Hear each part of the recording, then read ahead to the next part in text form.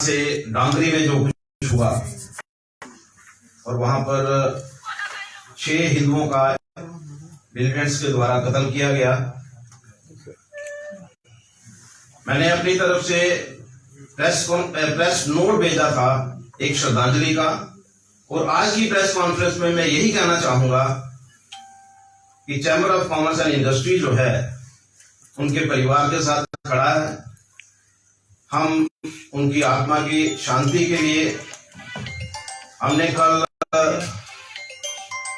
Chamber में भी programme किया था, और मैंने अपनी तरफ से बाजार एसोसिएशन से भी रिक्वेस्ट की थी, और मेरी बात को मानते हुए सभी बाजार एसोसिएशन ने कैंडल जला करके गायत्री मंत्र का पाठ करके उनकी आत्मा की शांति की प्रार्थना की। जो कुछ डांगरी में हुआ बड़ा अनफॉर्चुनेट है, और मैं इसके पीछे ये कहते हुए मुझे बिल्कुल अफसोस नहीं होगा कि कहीं ना कहीं सिक्योरिटी लैप्स जो है वो भी रहा है इस डांगरी में। बीडीसी कमेटीज 96 में बनी थी। मैं याद करना चाहता हूं उस समय के जिनकी वजह से बीडीसी बनी थी, और उसके बाद माइग्रेशन जो है वो रुक गई थी, चाहे वो डोडा था, चाहे वो भदरवा था, किश्तवाड़ था, गूल था, रजौरी था, पुंछ था। उस समय जो हमारे उस समय के जो लीडर थे बड़े अग्रेसिव थे। दयाकृष्ण कोतवाल जी थे, प्रोफेसर चमनलाल गुप्ता थे, कुलदीप जी जो रजौरी से थे, लाला शिवचरण जो है, उन लोगों की वजह से बीडीसी और उस समय आईजी जो थे एसपी बैद, उनकी अगुवाई में बीडीसी कमेटियां बनी थी, जिसकी वजह से लोगों ने माइग्रेशन जो है उसको एक्सेप्ट नहीं किया था।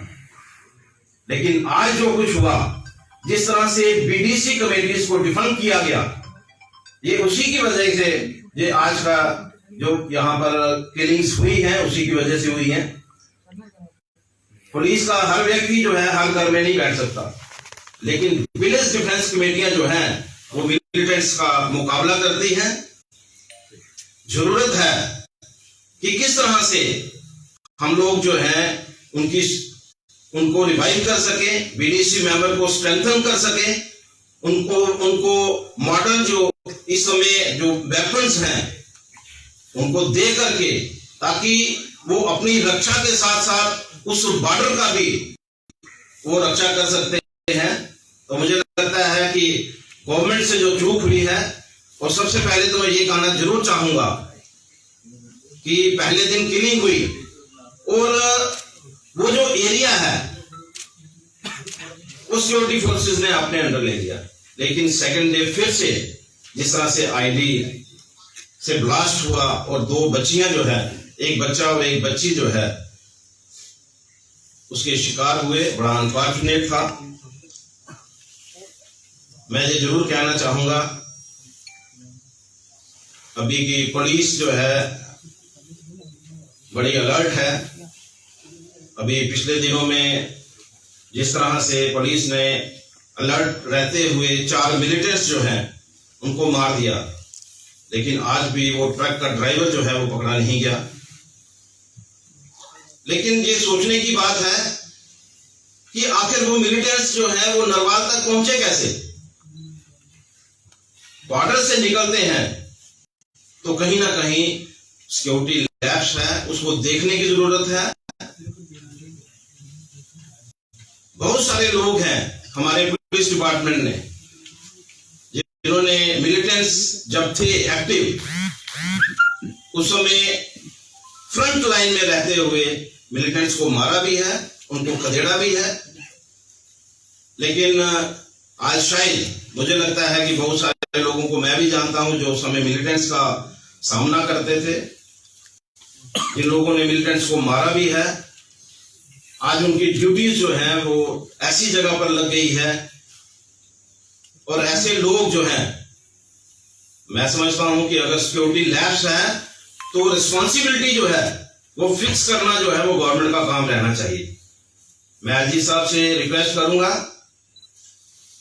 कि इस तरह की जो सिक्योरिटी लैब्स है उसको हल्के में नहीं लेना चाहिए, बल्कि उनकी रिस्पॉन्सिबिलिटी भी फिक्स करनी चाहिए। और उन लोगों को, और खास तौर पे जो रिटायर्ड आर्मी पर्सनल्स हैं, उनकी सर्विसेज लेते हुए आज मिलिटेंट्स जो हैं वो कश्मीर वैली को छोड़ करके जम्मू डिवीजन में आना शुरू हो गए हैं। इसकी चिंता जो है वो गवर्नमेंट को करनी चाहिए। जम्मू जो है बड़ा पीसफुल एरिया है। मैं अपने आप को दोषी मानता हूं। जब डेथ हुई, हमारी टीम के मेंबर जम्मू में नहीं थे। हम 5 लोग जो हैं जम्मू से बाहर थे। मैंने अपनी तरफ से प्रेस नोट भी दिया, और जहां की जम्मू जो सोसाइटी है, सिविल सोसाइटी, उसमें एक मीटिंग जो है वो कॉल की गई। हमारे गौरव जी उसमें मीटिंग में गए, और मेरी तरफ से बिल्कुल क्लियर इनको एक कॉल थी कि अगर वहां पर शो करना है कि हम बंद के हक में हैं और बंद होना चाहिए, लेकिन अनफॉर्चुनेट था वहां पर कोई डिसीजन नहीं लिया गया।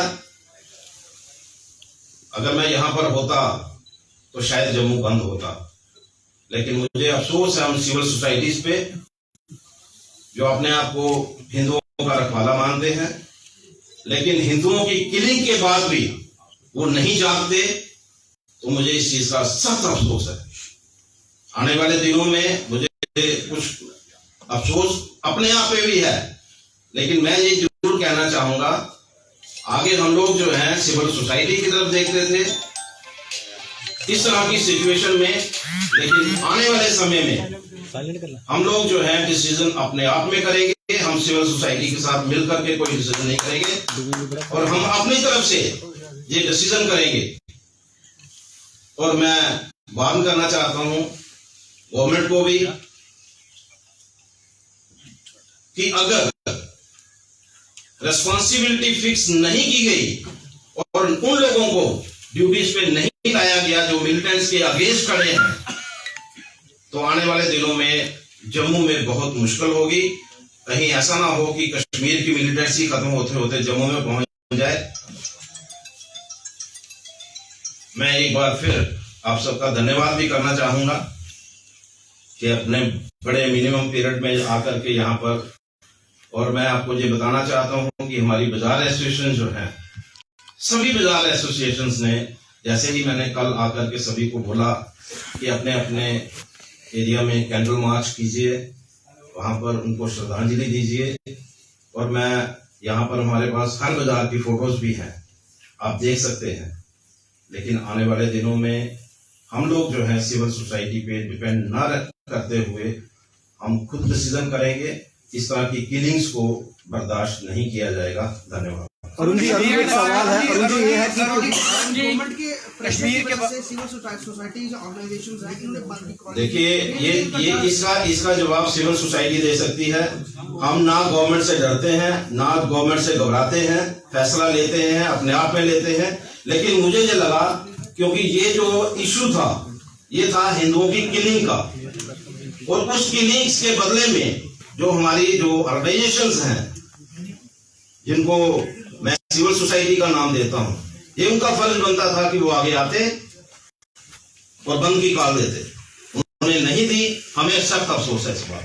कश्मीर के बाद जम्मू में जिस प्रकार डाइवर्ट हुई है मिलिटेंसी, क्या लगता है माइनॉरिटीज को टारगेट किया जा रहा है? गन लाइसेंस इशू करने चाहिए? देखिए, बहुत अफसोस की बात है। मैं पहले ही आपको बोल चुका हूं कि मैंने खुद मिलिटेंट्स एरिया में जाकर के जो बीडीसी हैं, मैंने उनके साथ मीटिंग्स की हुई है।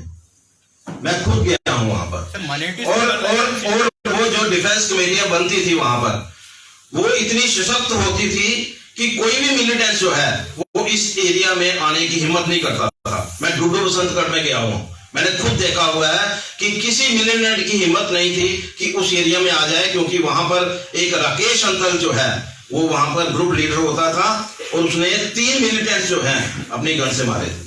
गन लाइसेंस की बात करें, गन लाइसेंस जो है माइनॉरिटी को देना चाहिए। इनको आज की डेट में पिछले 15-17 साल से जो है ये लाइसेंस जो है बंद किए हुए हैं, और जहां जहां इनकी रिक्वायरमेंट है उनको लाइसेंस मिलने चाहिए, और ताकि वो अपनी, क्योंकि मैंने पहले ही कहा कि पुलिस का हर व्यक्ति जो है हर घर में नहीं बैठ सकता, तो अपने डिफेंस के लिए उन लोगों को जरूर गन मिलनी चाहिए। मैं एक बार फिर एलजी साहब को रिक्वेस्ट करना चाहूंगा कि जम्मू में जो लोग अप्लाई करना चाहते हैं उनको परमिट किया जाए, उनको लाइसेंस गन दिया जाए। अरुण जी, आपने इस घटना का अफसोस जताया और कहीं ना कहीं लोगों को उम्मीदें भी थी।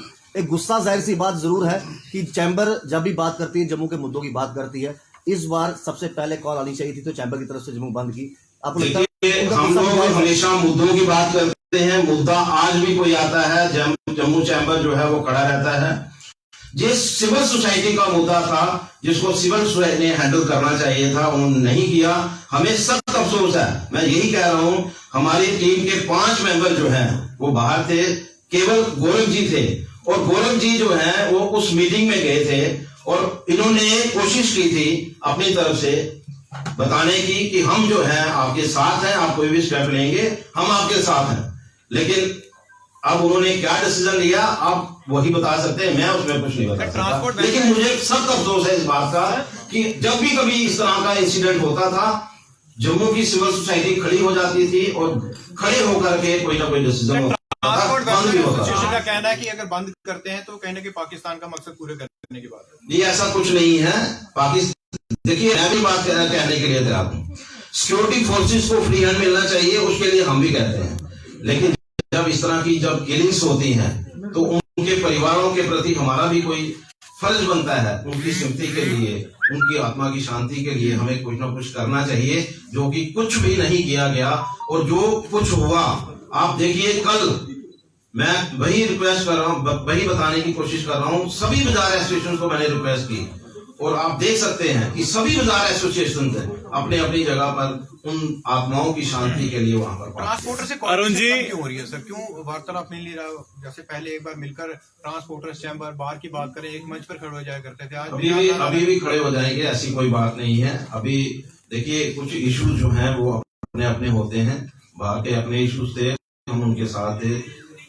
ट्रांसपोर्ट के अपने इशू हैं, मैंने खुद उनके इश्यूज जो हैं वो रेस किए हैं और आने वाले दिनों में भी रेस करेंगे। हम इकट्ठे बैठेंगे, आने वाले दिनों में इकट्ठे चलेंगे और मुझे नहीं लगता है कि इस तरह की बात है। लेकिन आज का जो इशू है वो सिंपल है कि इस तरह की किलिंग्स जो हैं और बिल्कुल कोई भी रिस्पॉन्सिबिलिटी ना फिक्स करना वो अपने आप में एक गुनाह है। अरुण जी, आपने कहा मैं जम्मू में नहीं था, अगर आप जम्मू में होते तो क्या जम्मू बंद होता?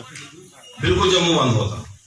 मैं आपको अश्योर करता हूं कि आज के बाद इस तरह का कोई भी इंसिडेंट होगा, चैम्बर जो है अपनी बाजार एसोसिएशन के साथ डिस्कस करके सेम डे डिसीजन करेगी। हमें किसी सिविल सोसाइटी के पास जाने की जरूरत नहीं। माननीय आपने कहा कि ये सिविल सोसाइटी का मामला था और मीटिंग भी बहुत की गई, उसके बाद बंद की कॉल नहीं दी गई। क्या लगता है कि सिविल सोसाइटी पर कोई पॉलिटिकल प्रेशर था? देखिए ये इसका जवाब तो वही दे सकते हैं, मैं इसका जवाब नहीं दे सकता। पॉलिटिकल देखिए मैं कहता हूं कि चैम्बर जो है ना तो किसी पॉलिटिकल उससे घबराती है ना कभी घबराएगी। हम ना तो प्रेशर के अंडर आएंगे, ना हम प्रेशर किसी को करते हैं, ना हम किसी से प्रेशर लेते हैं।